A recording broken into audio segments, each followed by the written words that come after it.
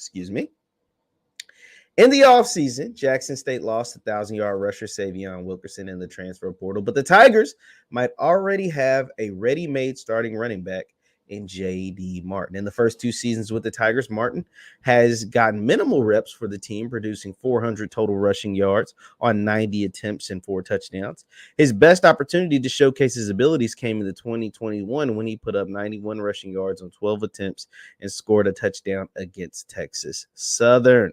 Now, what this article didn't do was kind of tell you what kind of player JD is. JD is an uber talented player. If you've watched JSU over the last few years, JD has been their most versatile back. That includes Savion. That includes some of the other guys that they brought in. JD's been the most versatile. JD's problem has been the reason why he hasn't gotten more carries. It's not for a lack of talent. It's not for a lack of ability. It's not for a lack of speed, strength, and skill. It's the fact that he's fumbled a lot. We've talked about JD before on this platform. JD is extremely talented. Hell, some may think he might be more talented than a guy like Savion. I wouldn't go that far, but he's pretty freaking talented, and he has the opportunity to show that this year. The problem is, has he fixed his problem? His problem being fumbling. When JD flares out of the backfield, when JD gets the ball, even in between the tackles, JD Martin in open space is a tough guy to bring down. He's a tough guy. He makes people miss. He has great speed. He has great hands. It's just, can he hold on to the ball? Because if he can hold on to the ball, he is going to have an amazing 2023 campaign. And they're going to need JD specifically at the start of the season. Why do I say that? Because you're breaking in a new quarterback in a new offensive system. And as of now, from what I've been told, they don't know who the starting quarterback is. All right. And they're probably going to keep that a secret up until the first snap of week 0 against South Carolina State. They probably won't, determine. They brought in Jacoby and Morgan. They have Jason Brown. They have Phillip Short. They have Zach McDonald. They have Grayson Thompson. So it's a bunch of guys fighting for a position. And so the best thing for a quarterback to have when you're breaking in a new quarterback in a new system, and a quarterback that may struggle in the beginning, I'm not saying that they will, but there's a potential that this new quarterback could struggle early.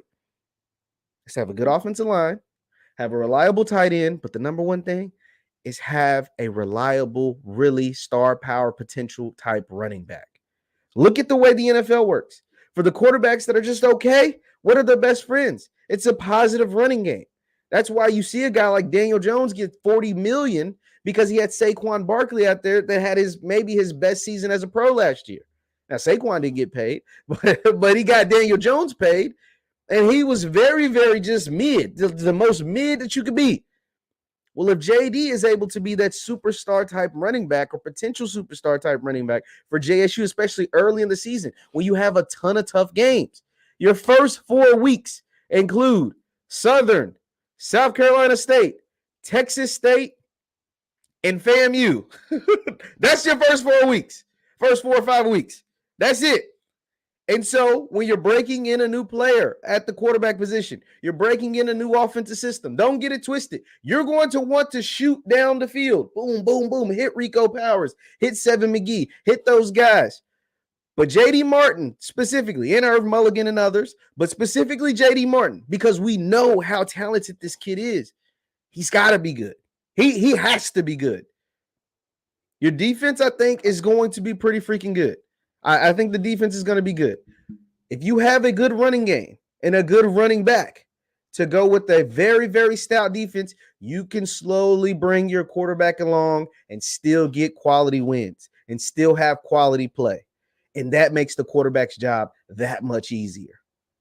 So J.D. Martin is the key to JSU success, specifically in the early season. I think he's going to have a big year. I think we're looking at 1,000-yard season for JD.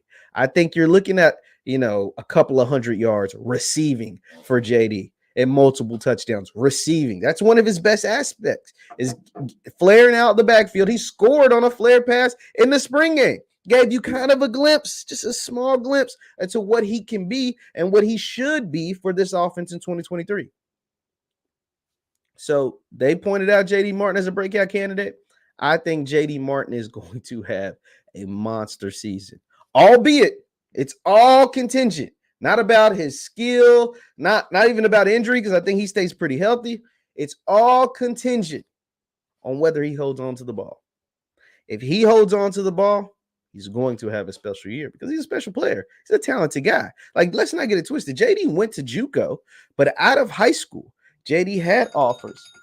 He had offers from major programs like West Virginia, like Maryland.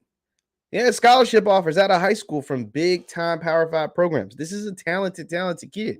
Ultimately had to go JUCO, ended up coming to Jackson State, and now he's looking to go out on a bang and potentially have a pro football career. To do that, you got to hold on to the ball and do the things that I expect him to do in 2023. Leave your thoughts in the comments down below. I think J.D. Martin is a huge key to success, specifically early for Jackson State. If they're going to have it, they're going to have to rely a ton on number 8. What do you guys think? Leave your thoughts in the comments down below. Once again, my name is Jeff Lightsy Jr. This is the Victory Formation Sports Show right here on Jeff Lightsy Jr. YouTube, Facebook, wherever you get your content. Do me a favor, hit that thumbs up button, like, share, subscribe, and the notification bell because we upload all the time. Also, you can follow me on Instagram and Twitter at JLightsy7. That is on Instagram and Twitter at JLightsy7. See you guys next time. Peace.